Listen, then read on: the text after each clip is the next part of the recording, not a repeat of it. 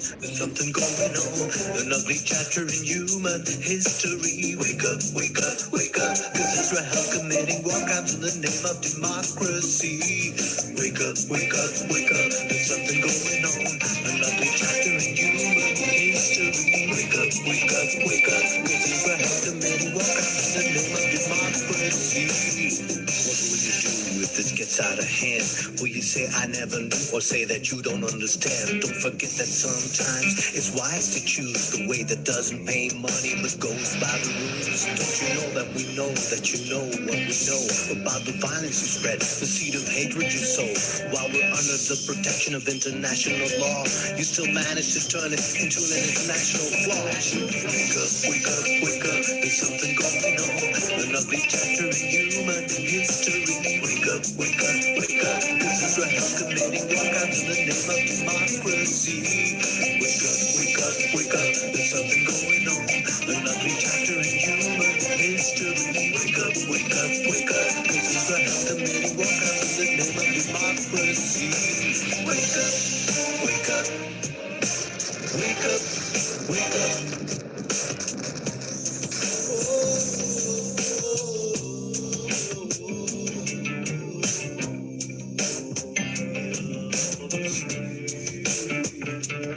The law of action and reaction disrespected by you because invasion is aggression and you know it's the truth. What can this world's democracy, the United Nations do if whatever they decide is simply veto for you? People of the world, respect the law. There's a reason why we have an international law.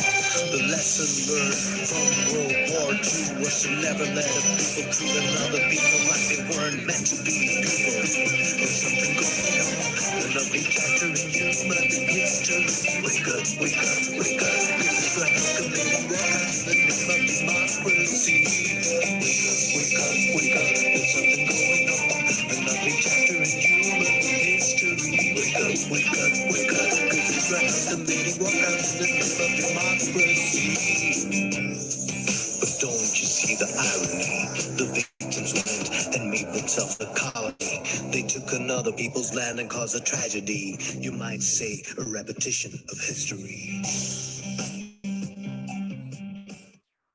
Welcome everybody to Zoom Palestine and that wonderful jazz rap song, Wake Up. And I think that's something, a message that certainly we can all send everybody in our lives, wake up, because so many people are still oblivious. And what's interesting to me, every week I get messages from people to be taken off the mailing list. And it suddenly really occurred to me what the real issue is. It's not just that people don't know about what's going on in Palestine and Israel. They don't want to know what's going on, because then they might feel obligated to do something, or they might feel that they ashamed for not doing something. So the best way to prevent them from feeling guilty or from feeling they have to do something is to not know what's going on. And so to me, it's very interesting when I get these messages every week from a couple of people say, please take me off your reading list. And I take the time and I write them an email about maybe some things that are going on. And I ask them, even though I'm not going to be mailing you anymore, please keep up with what's happening. Anyhow, speaking of keeping up with what's happening, I have and I was reading the newspaper, the New York Times, that comes to my house every day. Not that I read it, but I use it to pick up the dog's pee and shit. So I put on the floor. But anyhow, this is really fascinating. And I think this is a demonstration of how things are shifting and changing a little bit. Not that much, but a little bit. So let me move my Facebook phone. Nobody's come on Facebook yet. But let me fill you in on this, because this is like really interesting. In the New York Times, there was an article today about the fire in Gaza that killed 21 people gathered for a holiday party. You may have read about it. A young doctor, a guy who just finished medical school in Egypt, had come home to celebrate with his family and friends. and a fire broke out in their house, and they had stored gasoline there because of the fuel shortages, and 21 people were killed, including the doctor. So it's a really great tragedy. And as you read the article, what happened was that Richie, you don't have Facebook, you're not missing anything. What the article pointed out was the total inadequacy of Gaza's fire departments. One truck arrived with a very short hose and no ladder. And then about 10 minutes and ran out of water in 10 minutes. And another truck arrived, a small one, again with too short a fire hose and no ladder. And you're thinking, what are they, really stupid in Gaza? They don't put a ladder on a fire truck. So you read the article and you're critical of Gaza and Hamas for being inefficient, blah, blah, blah. But then at the end of the article, if you persist, after all the implied criticism of Gaza being incompetent and the authorities being incompetent and they can't even put out a fire, suddenly at the end, it says, listen to this. Officials from Hamas, the militant group that runs Gaza, pinned the blame for the deaths on the Israelis' 15-year blockade imposed on this coastal enclave, which has banned the import of certain equipment and machinery, hobbling the capacity of emergency responders. So now suddenly we find out why those trucks didn't have ladders. It wasn't the government's fault in Gaza. Then it goes on to write, and this is really shocking to see this in the New York Times. Gaza's civil defense has only old equipment and vehicles and is in desperate need of live trucks, of fire trucks, ambulances, rescue tools, and ladders, Mr. Bazam said. In general, Israel prevents any equipment for civil defense, and this, of course, impacts our ability to respond to big crises, he said.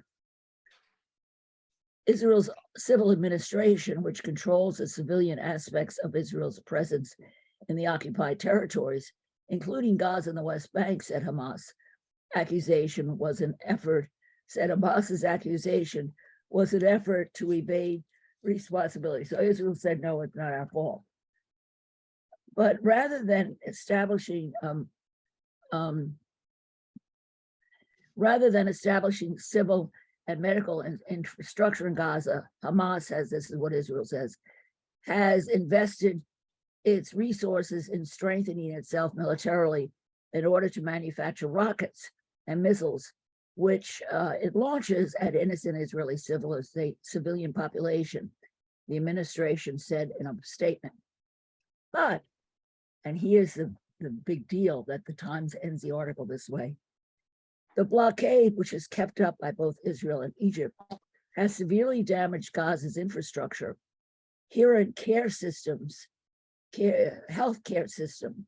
It's damaged its infrastructure, healthcare system, and industries by preventing or limiting the importation of, quote, dual-use items, products that Israel says can be used for both civilian and military purposes. These items include medical equipment, construction material, and even gear used for the coastal enclave's fishing industry. And of course, including ladders. Ladders are blockaded and banned. The blockade is still going on, and it's still awful. When I first learned about it when I went to Jordan, and I discovered that many of the things that they decide to blockade are items that are designed to make life miserable and difficult. For example, chocolate was blockaded, pasta was blockaded, diapers were blockaded. And the women in, I think it was 2018, I did a painting of it, were fed up that they couldn't get diapers and wedding gowns and mattresses for their families. They broke the gate down near Rafah, Egypt, and they climbed over the gate because they wanted to shop. And nothing stops women when they want to shop. So a whole bunch of Gaza women broke the gate down, climbed over it, over the wall, over the fence, into Egypt so they could shop and get, baby diapers and wedding dresses and things like that. And the Egyptian soldiers were there, but because they're Muslims, they wouldn't touch the women. So the women had a week, almost a week, they got away with shopping, and everybody in Gaza who wanted to shop and buy stuff went to Rafah and climbed over the fence. But the blockade is so brutal and so inhumane, and they keep changing the items. But the fact that they can't get ladders for their fire trucks, to me, this is a total violation of human rights. It's criminal. And also I read, even in the West Bank, I had a friend of mine who was a nurse, and there's a lot of snakes in Palestine, and many of them are poisonous. And Israel banned the medication for venom, so hi, Kelvin, welcome, so that the anti-venom website, anti-venom inoculations. So Israel's blockade, both on the West Bank and Gaza, is totally vicious, and nobody's been talking about it much lately. And I think maybe I should do a program on it. But meanwhile, we're going to check out we have a really interesting topic to talk about today, which is the use of American surveillance equipment in how we are supporting the apartheid and human rights violations by American companies like Google and Amazon, with big military contracts with Israel. But anyhow, let's look at a few of the more recent articles. So I'll share my screen again. Let's see. Here we go. Share screen. And here we go. Today's news from the Electronic Intifada. And the first article they have is Democrats will keep Israeli policies as leaders change. We know that Hakeem Jeffries, who Nina knows from Brooklyn for Peace, who's from Brooklyn, has been a big player and now is about to be Speaker of the House, but he's also been a huge supporter of Israel and has made pretty outrageous statements that our people in our group wrote letters to and responded to. So we have Hakeem in our district, Nina. We're going to have to keep the pressure up on him because he's going to be even more reluctant to oppose Israel now because he wants to be speaker. So this is going to be an interesting ride. But it's expected that the Democrats will keep the same. Hakeem will keep the usual policy supporting Israel. And we're going to look at the podcast on NoTech for Israel. There was a young girl killed today, a 16-year-old girl killed in Ramallah last night. I just got a text this morning on my phone. So the amount of children killed this year by Israel is really astonishing. I don't have the exact figure. I don't think if anybody actually knows because it's over the top, and a lot of the deaths happen after the children are in the hospital or in prison. Another article that it was in the New York Times that I'll share with you was that the United States has now backed immunity for the Saudi Crown Prince, who's being sued over murder. So because he's now an official, he's then considered to be exempt from being prosecuted for the murder of Khashoggi. And I think it's just a horrible situation. And Biden is just sucking up to Saudi Arabia because he's afraid that Saudi's going to pull another oil thing like they did before, and they're so afraid of the election coming up and the gas prices that they're just going to let Saudi Arabia literally get away with murder. Now another article: Israeli settlers take revenge after 3 are killed. You may have read about the event that the settlers carried out at least 20 revenge attacks on Palestinians and Israeli soldiers following the killing of 3 settlers near the occupied West Bank village of Salfit on Tuesday. In one incident just northwest of Nablus, settlers dragged a Palestinian driver from his truck, beat him, and burned his vehicle. Most of the other incidents involved settlers throwing stones at Palestinians. Today's attack by a Palestinian, which included stabbings and a car ramming, lasted more than 20 minutes. Then it went on so long that it's a major embarrassment for Israel's hyper-militarized security apparatus in the West Bank. It's the latest evidence that Israel's suffocating military repression of Palestinians does not produce security, but only generates more violence. On Tuesday morning, Mohammed Murad al-Suf arrived at an industrial area in Ariel, a major Jewish-only colony near Nablus, and stabbed a security guard at the gate, seriously wounding him. Another guard fired in the air, but not at al-Suf. Al-Suf, 18, had a work permit as a cleaner in the industrial zone. Then he ran to a nearby gas station where he stabbed 3 Israelis, 2 fatally. Video is being circulated showing what he did. So that was, and then in revenge for the attack, the settlers of Ariel have gone on savage attacks on people. Another article that we can look at is, let me see, Ben & Jerry's repudiates Israeli ice cream sold under its name. Oh, wow. So I just bought some Ben & Jerry's yesterday just to reward them for sticking with the Palestinians. Ben & Jerry's has repudiated the ice cream sold under its name in Israel and the occupied West Bank by an Israeli company. Wow. The sale of the frozen treats in the Israeli settlement built on Palestinian land in violation of international laws at the heart of a legal dispute between Ben & Jerry and its owner Unilever.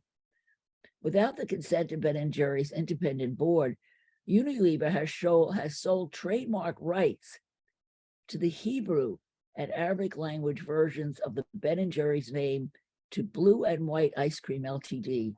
Ben & Jerry's independent board said Tuesday. How sneaky. Wow.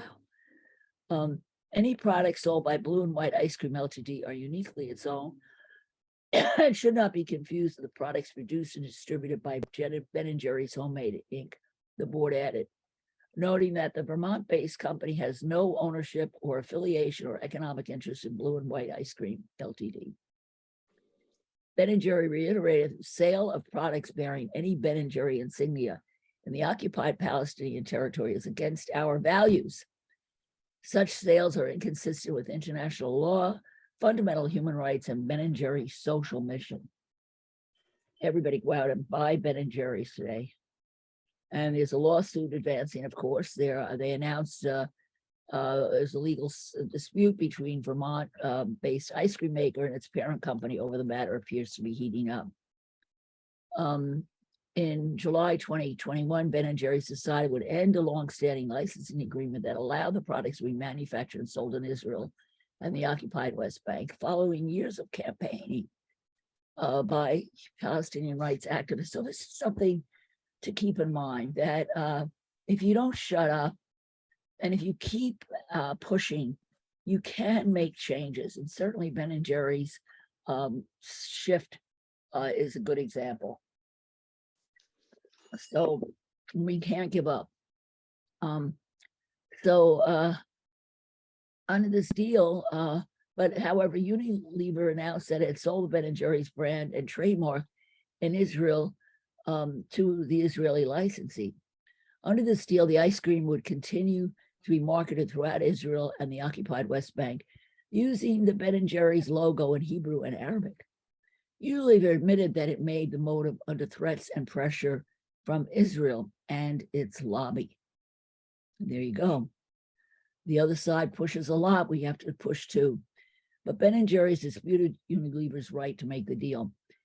In July, it sued Unilever in federal court in New York, claiming that the transfer of the ownership of its trademarks and intellectual property to the Israeli company violated the acquisition agreement that Ben & Jerry signed when Unilever bought it in 2000. Under the agreement, Ben & Jerry retained an independent board empowered to protect and defend Ben & Jerry's brand equity and integrity. The board said it was never consulted by Unilever over the sale of its rights to the Israeli company, and that the action undermines Ben & Jerry's renowned advocacy on progressive social issues, a core feature of its brand. Over the summer, they tried mediation to settle the dispute, but nothing happened. And security threats, Ben & Jerry's filed an amendment complaint with additional allegations against Unilever. They included misconduct by Unilever against the board, such as refusing to pay directors and their compensation.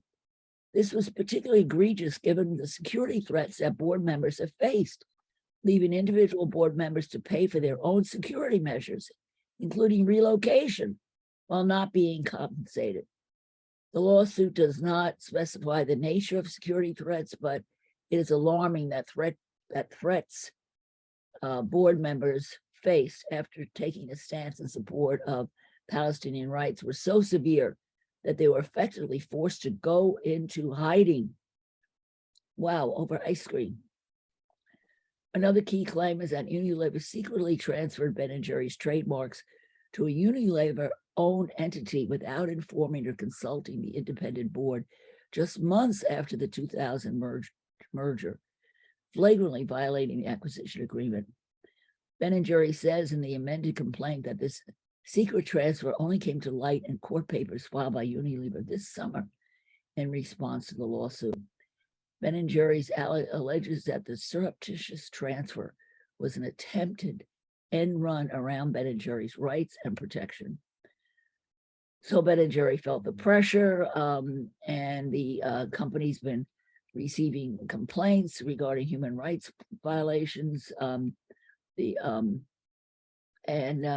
It's a mess. So I'm not going to read the whole rest of the article, but you can check in on it on the Electronic Independent. So it concludes with Unilever's trying to get the issue to go away, but far from making the issue melt away, Unilever's actions have ensured that the unethical profiteering of multinational businesses from Israeli system of occupation and settler colonialization apartheid will remain front and center as the lawsuit grinds on. Ben & Jerry's is asking the court to stop Unilever from doing anything further to facilitate ice cream sales using its trademarks and intellectual property in Israel, to return ownership of all its trademarks to Ben & Jerry, and to pay damages in legal courts. Well, I sure as hell hope that they can go after them. So now we're going to move on, jump ahead. There are two other things with the FBI probe into Abu Akla's killing. They said they're going to have an investigation, so follow this. We're going to check in on this and see actually what they do. And then the police slap ketchup ban on Balfour protester. So that's interesting. Let's look at that. That's pretty crazy. Police slap ketchup ban on Balfour protesters. So we go from ice cream to ketchup. These are food fights par excellence, right? Two women glued themselves to the plinth of the Arthur Balfour statue of the British Parliament last weekend. Well, see, I didn't hear anything about that. London's police force has imposed bizarre restrictions on a woman who spoke out against Britain's role in the colonization of Palestine. On the 12th of November, two protesters glued themselves to the plinth of a statue dedicated to Arthur James Balfour in Britain's Parliament. One also doused the statue in tomato ketchup. Attracting widespread media coverage, the protest drew attention to the 1917 Balfour Declaration. Of course, media coverage every place except the United States. In that document, Balfour, Britain's foreign secretary, expressed support for the Zionist movement and its goal of establishing a Jewish state, euphemistically described as a national home for the Jewish people in Palestine. By so doing, Britain paved the way for the mass expulsion of indigenous Palestinians 3 decades later. The protesters were trying to educate the British people about imperialism and its consequences. Good luck. In a video, in a video circulated following their action, one of the protesters can be heard accusing Britain of profiting from colonial crimes for more than a century. Despite performing a public service, the women now face criminal charges. Even though they have been released after their initial arrest, at least one of the women is subject to onerous bail conditions. She is banned from carrying any adhesive substance in a public place and from possessing any condiments or liquids that can be used for defacing property. So she can't have any mustard or ketchup or mayonnaise or eggs or anything in her house. She's also not allowed to enter Westminster, the part of London where Parliament is located, unless for medical, educational, or legal reasons with a prearranged appointment. Talk about violation of civil rights. The British really know how to do it. The women are scheduled to appear in court in December. They are being charged with under a draconian new law called the Police Crime Sentencing and Courts Act. Section 50 of that law concerns the damaging of memorials. Through this provision, a court may impose stiff penalties, even the damage minimum is small. So in this case, the police appear to have exaggerated the scale of damage calls to Balfour's statue. They put a very precise figure of 5,535 pounds, approximately 6,600 on the damage caused by the ketchup. Although ketchup is usually easily removed from stone structures. The status of shame left by imperialism are, of course, far harder to remove and arguably indelible. I love that. So we go from ice cream and ketchup to technology. I mean, humanity is just ridiculous. All right, so as far back as 2015, people were talking about Israel and its incredible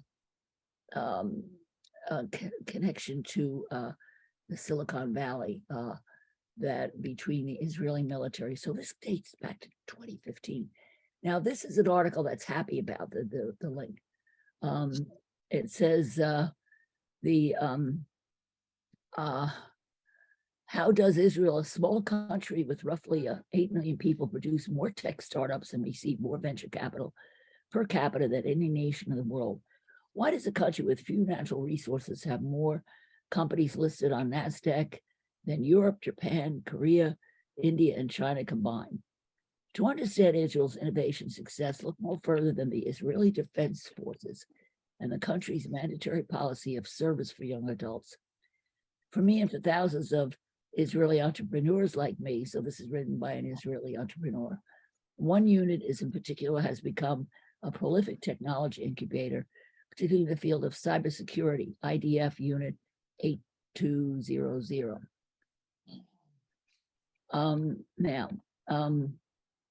It is 8200 is a special unit, and in many ways it's run like a high-tech startup. Now, this is interesting. This is why we find out why how Israel operates. And for those of us who know Israel, is no surprise. It begins with finding the best talent. IDF scouts comb the nation's high schools to identify high potential candidates at an early age. They target students with superior analytical capabilities who can make quick decisions and work well in a team environment. Only the best and brightest are routed to this site, this elite cybersecurity group. Instead of relying on outside research and development, the 8200 technologists work directly with their customers, the intelligence officers. All the unit's technology systems, from analytics to data mining, intercept, and intelligent management, are designed and built in-house. Technologists sit side by side with their users on a daily basis to ensure that their products meet the intelligent officer's specific requirements. The result is that 8200 alumni have developed critical startup skills and experience even before they start their first company. That's why it's not a surprise that technology companies such as Checkpoint, Imperva, Nice, Deloitte, Waza, Trusteer, and Wix all have their roots in this IDF unit. One of the earliest and most meaningful sessions during my 8200 training was held on a rainy ditch back in 1999. Unlike some of my high school friends who were almost already combat training stationed at the Kolnig Rev Negev Desert, Unit A200 training was held in a cozy, heated classroom. We were a bunch of 18-year-old kids who in a couple of months would be leading complex intelligent technologies operations in Israel's equivalent of the NSA. In this intense course, we learned how to produce intelligence, leverage the most advanced signal intelligence, utilize sophisticated data mining techniques, and conceive highly advanced technologies. On that particular rainy day, our instructors ran us through a simulation exercise. They provided us with hundreds of short fictional pieces of intelligence. Each one on its own appeared inconsequential, but very quickly, one of my classmates, a future intelligence officer, began to piece together the puzzle presented to us. He yelled, "A war is about to break out." An intense debate erupted among the trainees about the true meaning of the seemingly unrelated information provided. Our instructors had used the stimulation to stimulate a heated discussion and perhaps more importantly, a leadership test case. While we were passionately arguing whether a war was about to take place in our fictional state, our instructors dramatically stopped the stimulation and ended the discussion. They told us that the stimulation was based on real life events, and indeed, a war had broken out. My classmate was right. So we see that Israel takes its young people who have intelligence and computer skills and mines them for use with the military. Americans have to get their young people off TikTok and whatever else they're doing, and it's not easy. Then here's a more current issue about article about the same thing, and this is just from June this year, and it says that new Israeli military technology allows operators to see through walls. Wow. New Israeli military technology allows users to detect objects and people behind walls in real time. NoTech Zaber 1000 does an advanced AI-based tracking algorithm. The company says it is an essential system for militaries, law enforcement, and intelligence units. Top editors give you the stories you want. Okay, blah, blah, blah. All right. Now, new Israeli military technologies allows users to detect objects and people behind walls by using AI-based tracking algorithms. The Zaber 1000, produced by the Israeli imaging solution company NoTech, was first unveiled for the first time in the Euro Sanctuary 20,000 exhibit in Paris, France. It's part of the see-through walls family of products, which, according to the company, provide real-time information on objects and people concealed behind walls. NoTech claims that the new Zaber 1000 is an essential system for militaries, law enforcement, intelligence units, and search and rescue teams. The company said it's a new tool for tactical operations. It can detect the presence of life in rooms, the number of people and the distance from the system, target height and orientation, and general layout of a space. The technology can display live objects behind walls in such high resolution that it can detect whether a person is sitting, standing, or lying down, even if they have been motionless for a significant period. Specific body parts are also detectable, the company said. Operating it is easy and requires minimal training, but it only requires a single user to make use of a simple interface and an embedded 10.1-inch touchscreen display. It can penetrate through the most common building materials.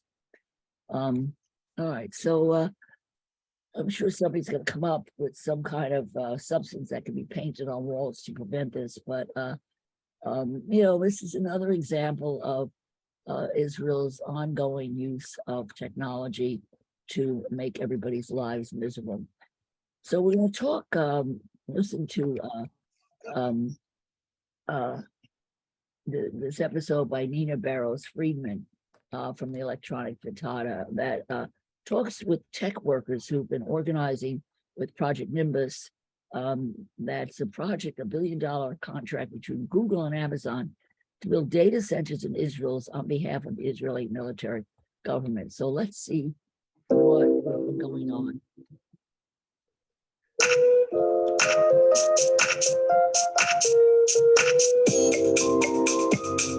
Regardless of what the details of this contract is, by providing tools to an apartheid settler colonial entity, Google is enabling and not only enabling, but profiting off of violence against Palestinian people. The Electronic Intifada. The Electronic Intifada. The Electronic Intifada. This is the Electronic Intifada podcast. I'm Nora Barrows-Friedman. And I'm Asa Winstanley. Welcome back to the Electronic Intifada podcast. I'm Nora Barrows-Friedman. At the end of August, Google worker Ariel Corin announced that she was quitting the tech giant over what she says was a hostile work environment, retaliation, and illegal actions by the company. She also became a vocal protester of Project Nimbus, a billion-dollar contract between Google, Amazon, and Israel to build data centers in Israel on behalf of the Israeli military and government. Corin and other tech workers started speaking out about the contract, and Ariel says that Google retaliated by trying to force her out of her position. Last year, as Jonathan Cook wrote for the Electronic Intifada, 2 employees at Google and Amazon went public about Project Nimbus, and in their letter to The Guardian, quote, gave examples of how Israel would be able to use Amazon and Google's computer services to help enforce the occupation. Data would be used to identify Palestinian homes for demolition in what are often moves toward land clearances by Israel to build or expand illegal settlements. The data would also be used to guide attacks on Gaza, as well as assist Israel's Iron Dome missile interception system. The employees added that Google and Amazon will be directly implicated in Israel's wider apartheid policies, with Project Nimbus serving the Israel Lands Authority, which not only allocates lands for illegal settlements, but oversees discriminatory policies in land allocation inside Israel that openly privileges Jews over the fifth of the population or Palestinian natives. Since Ariel Corin quit and went public about her refusal to aid and abet Israel's apartheid system with Google and Amazon technology, tens of thousands of people have signed a petition calling for NoTech for apartheid. There was a day of action in Seattle in September, where tech workers in New York City, San Francisco, Durham, and Seattle escalated the pressure on their companies to drop the contracts with Israel. Joining us to talk today to talk about this is Ariel Corin and Amazon worker Batul Sayed, both with the NoTech for Apartheid campaign. Ariel and Batul, it's so good to have you with us today on the Electronic Intifada podcast. Thank you. So Ariel, let's start with you. Let's get into what Project Nimbus is. And it should be noted that just after you went public with your resignation, Google put out a statement denying that its products would be used to aid intelligence services or bolster the military. The company spokesperson said that the contract, quote, is for workloads running on our commercial platform by Israeli government ministries, such as healthcare, transportation, and education. And they said that these protesters were misunderstanding the contract. But Israel itself has boasted that, quote, the project is intended to provide the government, the defense establishment, and others with an all-encompassing cloud solution. And recently, Google was forced to admit that this is indeed the case. Can you bring us up to speed here and tell us what Project Nimbus is and why you decided to quit in protest? Yes, as you mentioned, Project Nimbus is a $1.2 billion contract between Google, Amazon, and the Israeli government, and includes the Israeli military as one of the beneficiaries. Google and Amazon have, under this contract, no right to regulate which agencies within the Israeli government can become beneficiaries of the contract or have access to the tools that are built out through the contract. So an example is that the ILA, or the Israel Land Authority, which is the agency responsible for illegal settlement expansion, is one of the beneficiaries of the contract. Another thing that we find to be extremely concerning is that there is actually a clause within the contract that stipulates that Google and Amazon have no right to pull out of the contract, even in the event of worker protest or boycott pressure. So essentially, the contract is kind of like self-built to self-insulate against any sort of, any sort of voices of opposition or folks who try to hold Google and Amazon accountable to holding the Israeli government accountable for the way that they use tools. And in the event that the Israeli government uses the tools provided by Google and Amazon, which are extremely powerful AI tools, to violate Palestinian human rights, you know, the company's hands are tied. They're wiping their hands of any sort of responsibility to regulate the way that the tools get used. So these are some of the extremely concerning facts about this contract. As you mentioned, well, Amazon had not provided a statement at all about Project Nimbus until very recently. Google had provided a statement, but was essentially gaslighting, you know, thousands and thousands of members of the general public, its own shareholders, its own users, and its own workforce by saying that, you know, the protesters and the folks who have been speaking out about Project Nimbus have been quote unquote misguided. They've been denying the fact that this is indeed a military contract, right? It is a contract that is with the Israeli government, but through the contract, they are going to be providing AI tools to the Israeli military. Google has been denying this for a very long time, which constitutes gaslighting essentially, because you know this has been reported on extensively at this point. The fact that the contract actually is going to be benefiting the Israeli military, and that the military will have essentially unrestricted access to whatever tools it needs through Project Nimbus. One of the really big recent kind of victories that we had as part of the NoTech for Apartheid campaign is that hundreds of workers and community organizers and activists walked out of Google and Amazon and protested outside, as you mentioned, in 4 different cities outside of the Google and Amazon offices. And immediately following these protests, Google finally admitted on record that the military was actually going to be a beneficiary of Project Nimbus. And, you know, something that we emphasize a lot is that we don't believe that Google should be contracting with governments and militaries that are violating human rights, right? Regardless of what the details of this contract is, by providing tools to an apartheid settler colonial entity, Google is enabling and not only enabling, but profiting off of violence against Palestinian people. But the fact that Google is actually providing tools to a military that is violating human rights and breaking international law on a daily basis is certainly cause for added concern. And that's why that is a huge piece of the motivation behind the NoTech for Apartheid campaign. It's holding companies like Google and Amazon accountable because they're large companies. They're supposed to be a public good. They're ubiquitous companies that most if not all people who have internet access are using. And they shouldn't be contracting in a way that's unregulated and unrestricted with powerful militaries, really with any militaries, period. So this is kind of some context around the concerns that we have. And Batul, you currently work at Amazon and you're part of the NoTech for Apartheid campaign. Can you talk a little bit about what it's been like working, with activists, tech workers, and what the company's response has been thus far, if there's been any response? Absolutely, yeah. It's been really encouraging to see the engagement of workers throughout this period of time that we've been working on the campaign. We started back in May of 2021, and we really had a dream of having live in-person actions, never knowing if that's something that we would be able to get workers to engage with. So it's been wonderful to see that we've had that continued and sustained support by workers along with the public. Another thing that's been huge for us in the workplace is, although there have been, and we've been fully inspired by tech workers in the past who have done similar campaigns like the We Won't Build It campaign, against facial recognition technology, campaigns against contracts with ICE and police and others like that, and have come together in the past. But this specific issue about the harm that tech is doing to Palestinians has not been spoken about in the corporate workplace at this scale. So being able to do that is really big for us, to know that this is something that we can talk about not only in the workplace, but as workers, we can also talk about outside of the workplace as well, and have that engagement from other members of the community.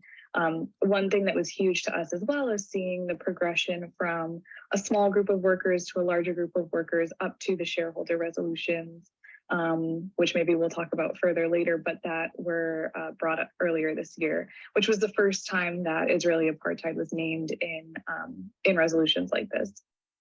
So that's been great. In terms of response from the companies, we really haven't had much of any. At Amazon specifically, we haven't heard from leadership in response to the letter around Nimbus that was sent last year, almost exactly a year ago. We still haven't heard anything till this day. We haven't heard from the initial petition that we sent in May either.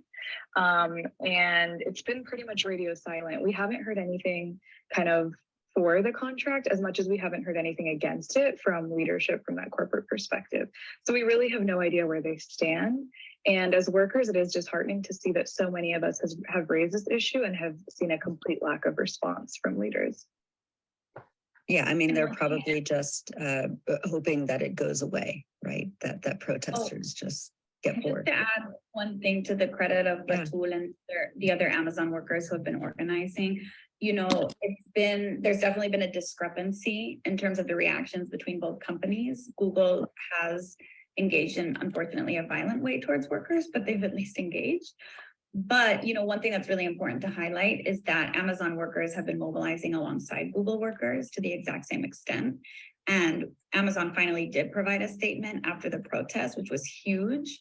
We've been waiting for a statement from Amazon for a really long time. And they actually did come out with their first public statement immediately following the protest as well. And it shows that, you know, worker organizing works. We are applying the kind of pressure we need to be applying, and we're hoping for more of that to come as well. What did the statement exactly say? Did it acknowledge that Project Nimbus is going to be a tool to aid and abet Israel's apartheid system? It was a very interesting statement, actually. So it didn't really acknowledge anything about the contract specifically. The statement said that their AWS is committed to offering their technology to all customers worldwide. So that was kind of the piece, that's the extent of what they said about the contract itself. So very vague. The other piece, interestingly enough, that they shared in their one and only statement was that they support workers' right to say what they want, which is not something that we ever expected, that they would come out in a statement to actually put, you know, pen to paper and say that. So that's also been an interesting thing that's recently developed. And Ariel, you were forced out and in a retaliatory way by Google, in a way that, I mean, you know, when we talk about this as not just a matter of a principled protest, but it's also a labor issue. Can you talk about the way you were treated at Google, and for being outspoken as an anti-Zionist Jewish worker who opposes this contract? Can you talk about a little bit about what happened? Yes. We have been organizing around this issue for a long time. And when I say this issue, it's this contract, it's Project Nimbus, but it's broader than just Project Nimbus, because this is really just the tip of the iceberg when it comes to Google's complicity in Israeli apartheid violence.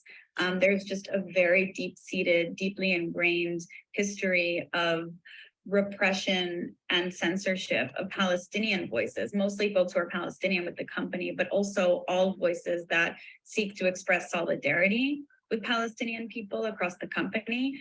You know, we see folks being issued HR warnings on a regular basis just because they share news about what's happening in Palestine, or people who are reprimanded, who are, you know, there are actually kind of material impacts on people's career opportunities, mobility within the company, and just a very, very deeply entrenched culture of retaliation against Palestinian folks and all folks who act in solidarity with Palestinian folks within the company. So this has been something that we've been organizing on for a long time. When we initially kind of started, for myself as an anti-Zionist Jew and many other folks who are anti-Zionist, be it because they're anti-Zionist Jewish folks or Palestinian folks, or just folks who feel that they want to act in solidarity with Palestinian people, the moment that we really felt that we needed to start to kind of bring that part of ourselves to work was in May of 2020. It was amidst the Black Lives Matter uprisings, and the company Google had issued a donation to the Movement for Black Lives, which many folks felt was it was a good thing in the sense that it was kind of the bare minimum that Google could have done at that moment, really the bare minimum. And unfortunately, myself and every other Jewish employee within the company received an email where the company was formally apologizing for the Movement for Black Lives donations. And when we read, you know, like, why were they apologizing for that? We learned that the Jewish ERG, which is called, ERG means Employee Resource Group. So it's kind of like a set of different groups that are meant to represent folks who have a marginalized identity, right? So there's a lot of examples. There's the Muslim Googlers Network, there's the Black Googlers Network, there's like the Gaglers, which serves as a space for like LGBTQ Googlers, right? These are just like different examples. What we learned is that the Jewish ERG, called the Juglers or the Jewish Googlers, had issued a formal complaint to the company stating that the Movement for Black Lives donations had been anti-Semitic because of the fact that the Movement for Black Lives had expressed solidarity with the Palestinian cause. And as a result, Google was issuing a formal apology for that, essentially saying that we're sorry that this was anti-Semitic. So we were just horrified. Unbelievable. Yeah. It is unbelievable. And it was really, really horrifying. And so we immediately organized a petition calling on company leadership to rescind their apology and to stand firmly by their donation with the Movement for Black Lives. And instead of doing that, they responded by issuing, amidst the uprisings, they issued a $400,000 formal company donation to a group of 4 different right-wing non-Black groups. And they said that the reason they were issuing this donation was in the name of fighting anti-Semitism. But these groups were all aligned with the Trump administration. They were all under right-wing leadership. All of these groups had as their kind of core organizing pillar support for the Israeli occupation, support for the Israeli military. They all had formal relationships with the Israeli military. And it was extremely concerning. So that was kind of like the point at which we started organizing. And it was over a year later during the uprisings in Palestine and the escalating violence, during which over 250 people were killed by Israeli military violence in Gaza, at which point we learned that Google was kind of silently and secretively rolling out $1 billion contract where they were going to be profiting off of fueling this military violence. And that for us was a moment where we really ramped up our organizing and realized we needed to focus our efforts on the contract. So that's just kind of some background. And in terms of the retaliation, myself, Batul on the Amazon worker side, and Gabriel, who's another Google worker, the 3 of us were kind of like the 3 workers who originally went public to oppose these contracts. And immediately afterwards, Google communicated to me that they had decided to relocate my role overseas, effective immediately. I was at the time based in San Francisco. And they told me that I was needed urgently in the Sao Paulo, Brazil office, and that I would have 17 business days to confirm my move, to accept that move. And if not, I would be out of the job essentially. And this was in the middle of the pandemic. It was in the middle of the surge of Omicron. Folks from the Brazil office were all working from home. So this purported business urgency around me being in Sao Paulo was just completely baseless. There was really no foundation on which to argue that this was justified by business. And when I brought the news about this occurring to all of my coworkers, their immediate response was, this is very clearly retaliation. And so that's kind of the background of what happened. And since you publicly left, has there been any further communication from Google HR or anything, or they were just like, fine, you're gone and that's it?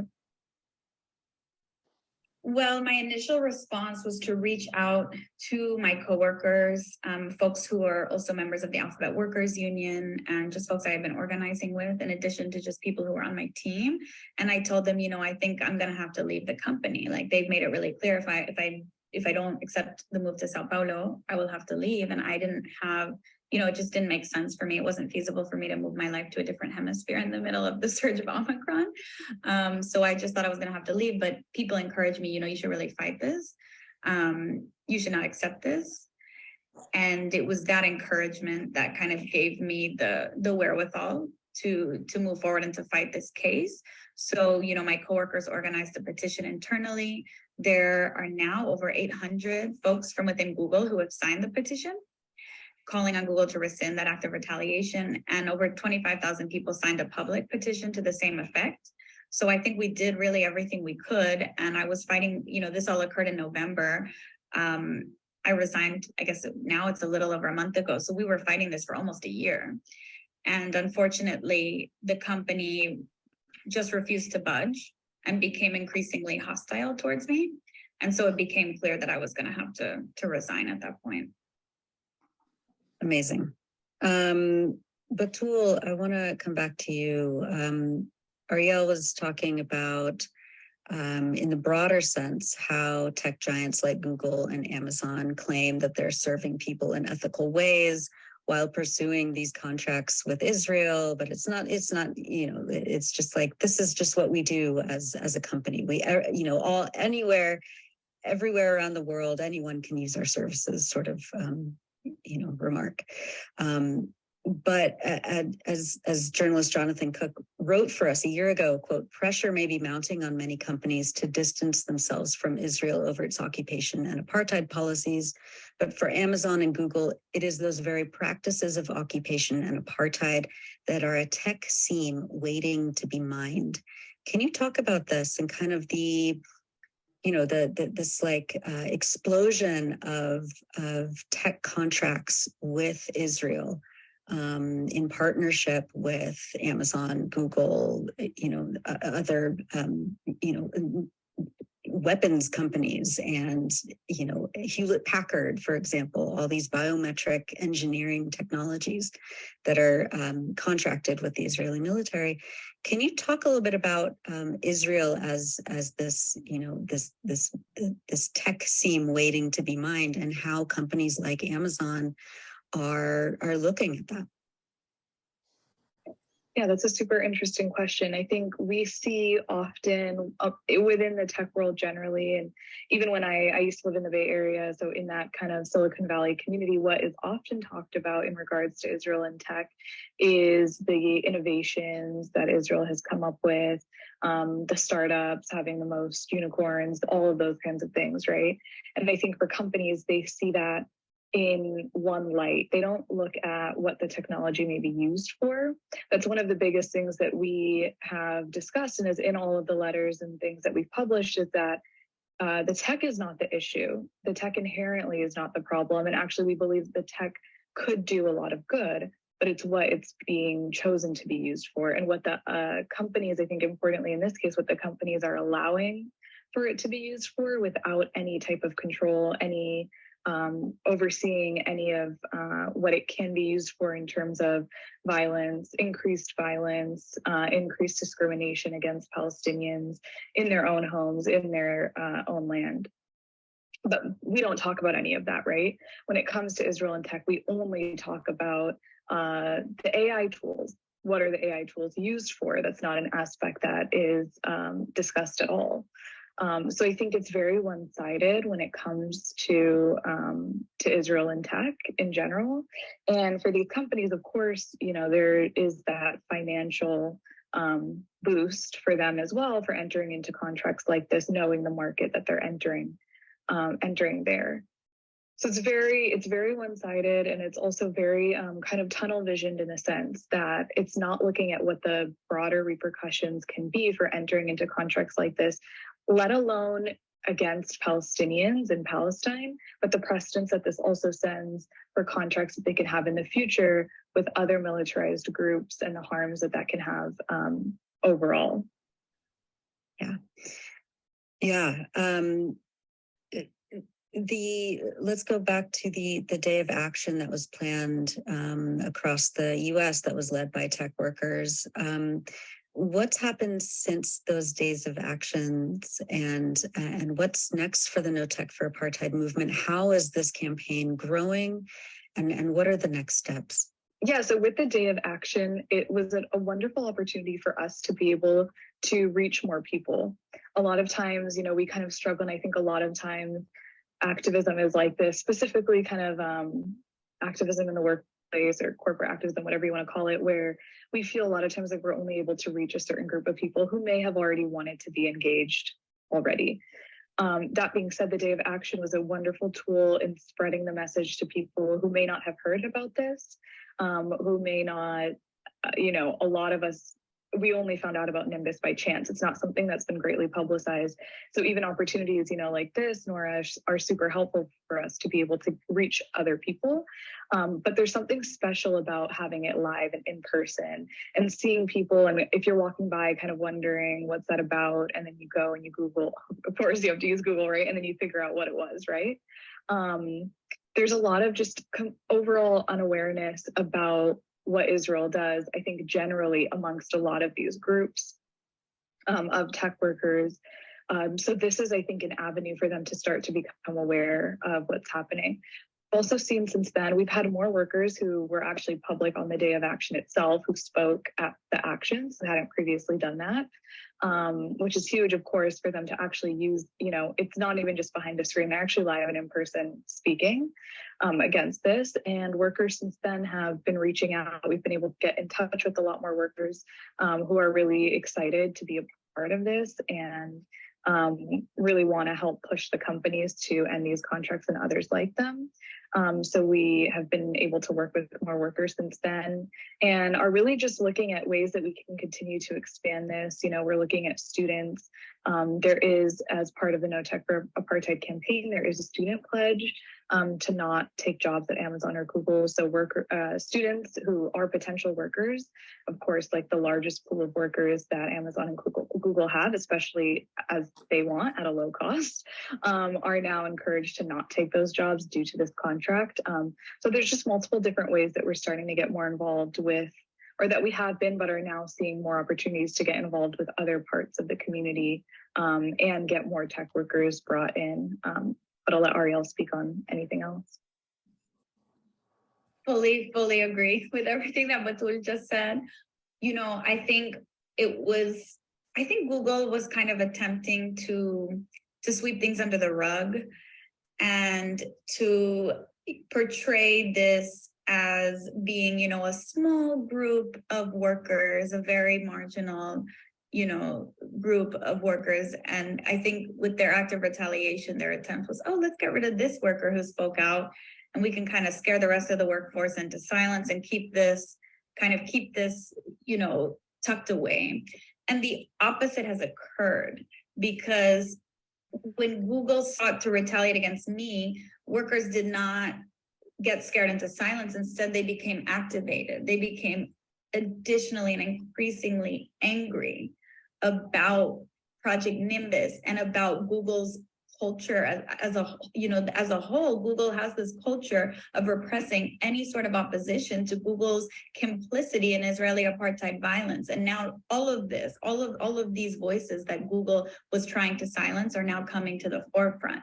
And I think, when the week that I resigned, there were 15 Google workers who shared out anonymous testimonies, most of whom were Palestinian. Others were Arab and Muslim and anti-Zionist Jewish allies to Palestinians who are workers also within Google, who shared their firsthand accounts of being silenced at the company. There were folks who shared there was one story of an incredible friend and coworker of ours, was a Palestinian coworker who was literally reprimanded just for wearing kufiya in the workplace, for wearing traditional Palestinian clothing in the workplace. They were literally told that they had to, remove their picture that was on their internal team page because of the fact that they were wearing Palestinian clothing. There was another worker who just wrote a message, free Palestine in their internal company bio. And many people share out messages in their internal company bios. That's not out of the ordinary, but they particularly put a message in support of Palestinian freedom. They were issued a formal warning by HR, and ultimately, when they refused to remove it, their bonus was taken away, and they were given a performance deduction on their performance evaluations.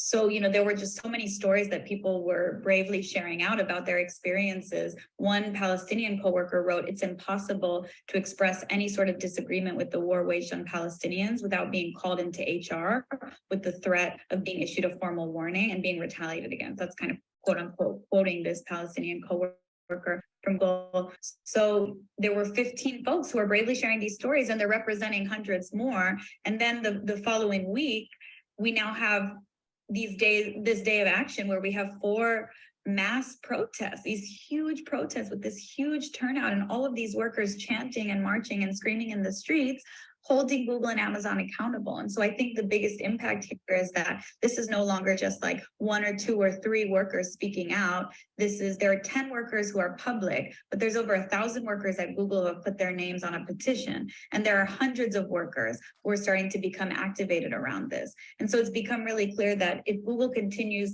to try to sweep this under the rug. The voices of the workforce will get louder and louder, and we're not going anywhere until Project Nimbus does. You know, we're not going anywhere, and this movement is here to stay until something happens. Ariel Corin and Batul Sayed. If people want to engage with the NoTech for Apartheid campaign, send it to their friends and family members who may be workers at Amazon and Google. Where can they go? There's two places I think that I would first recommend. One is the NoTechForApartheid.com website, where you can read more about the campaigns. You can sign on yourself, find publications, all those things. The second is a worker-led Twitter account, which is @DropNimbus, and there we'll be sharing updates and amplifying other voices and all of those things in real time. And just the one thing to add is bit.ly, right, /Google-voices. You can actually read and please amplify the voices of Palestinian Google workers who have shared out their experiences and their stories, because, you know, I think the biggest tool that Google has in its toolkit right now is the suppression and the silencing of Palestinian voices within the company and voices that act in solidarity with Palestinians. And so, you know, to the greatest extent possible, we need to amplify these stories and these voices and show Google that we will be holding them accountable. And we'll have all of those links up on the blog post that accompanies this podcast episode on the Electronic Intifada. Ariel Corin and Batul Sayed, thank you so much for all that you're doing and all that you've done already. And we will stay in touch and keep on this story. Thank you so much for being with us on the Electronic Intifada podcast. Thank you for having us. Thanks for watching this video. Wow. That was incredible. Well, now we know what we have to do. We need to get on those websites, put our voices out, and try to stop this really horrible situation. I mean, the stories that we heard were absolutely horrific. So I'm hoping that we will be able to individually or as a group do something to help. Let me see, stop the share.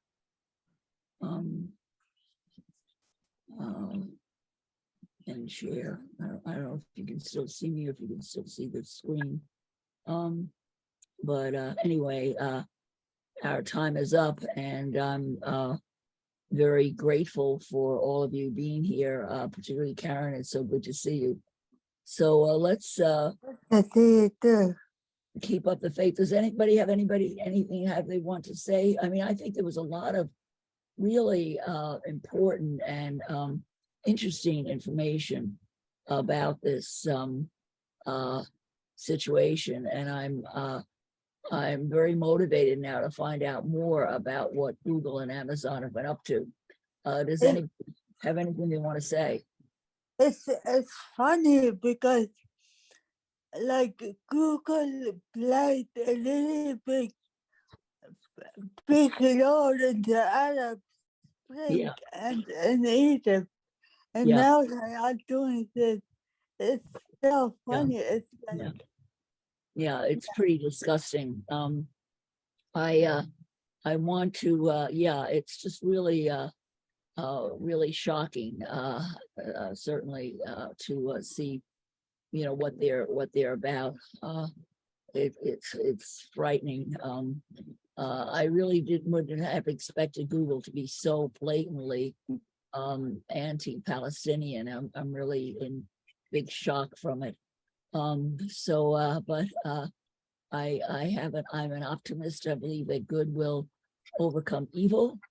And I have a big painting that I have placed in the Westbeth Art Gallery, which is opening today. And I'm going to share my screen and show it to you. And I'm inviting everybody to come to the exhibit this afternoon. I have to go and take a shower and get ready. Hi, Keith Boyd Seymour on Facebook Live. Thanks for joining. This is my painting. I stole the lamb from the Ghent altarpiece by Van Eyck, so I hope he'll forgive me. But anyhow, this is my large painting. It's 5.5 feet by 3 feet of Agnus Dei, the Lamb of God, is going to take away the sins of the world and get rid of everything, so good will win in the end. And I have the lamb here, being stabbed by pride, greed, lust, gluttony, blah, blah, blah, all the Anger. capital sins. And then I have collaged all the horrible things that have been happening the last couple of years. I've been doing this painting for about 2 years.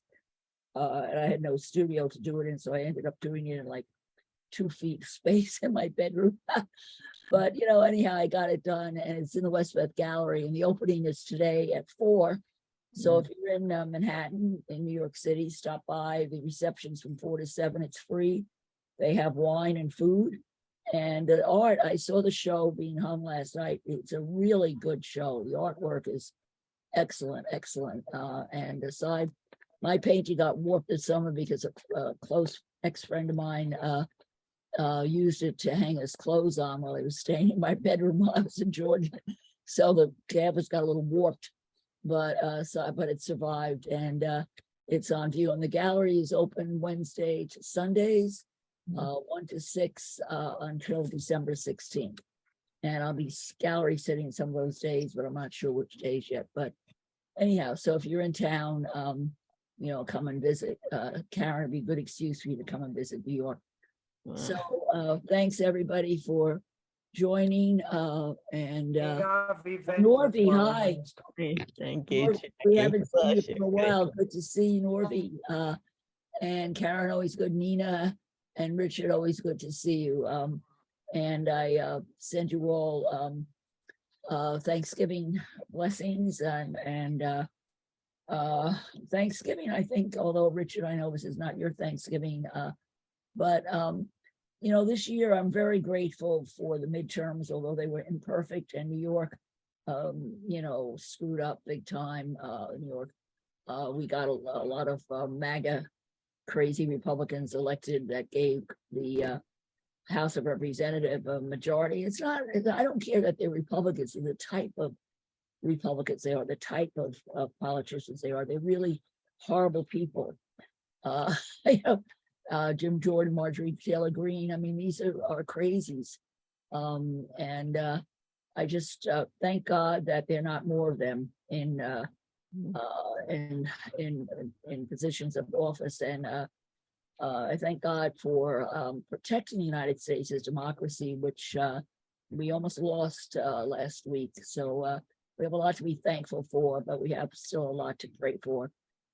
Protection of particularly the children in Palestine. I'm raising funds for a small soccer club, football club, in the largest refugee camp, El Arud refugee camp in Lord Nelson. Got a newsletter. This guy, it's a camp where a lot of the kids, because the UN closed their schools early because of lack of funds, thanks to Trump. The kids have nothing to do in the afternoon, so they go throw rocks at Israeli tanks and soldiers, and then they get tear gassed, arrested, shot, even killed. There was a kid killed there just in May, a 17-year-old school child killed in May in the camp. So the owner of a gym in the camp is starting a soccer school to keep the kids off the street after school for both boys and girls. And I'm raising funds to buy sneakers and, you know, knee guards and equipment, uniforms for his camp. So if you're interested, if you think you could make a little donation, let me know. My daughter is actually going to be collecting the money from people, but it's a very good cause. And I had an interview with him in the video I did on Area C. So, but I'll send out another letter to everybody in this group asking if somebody wants to contribute, even, you know, a couple bucks to help these kids, you know, stay off the streets and maybe keep them from being shot. So thanks to everybody. My big Thanksgiving is to all of you for your friendship and your commitment and your caring, because everybody doesn't care about Palestine. And as I opened up today talking about people who want to be removed from the list because they don't want to know anything about it. Ignorance is bliss for them, but for the Hindus, ignorance is the source of all evil. So, masalama, everybody, take care. I love you all. Have a wonderful Thanksgiving, and hopefully I'll see you next Saturday. Take care. Thank you, Jane. Thank you. Thank you, Jackie. Thank you.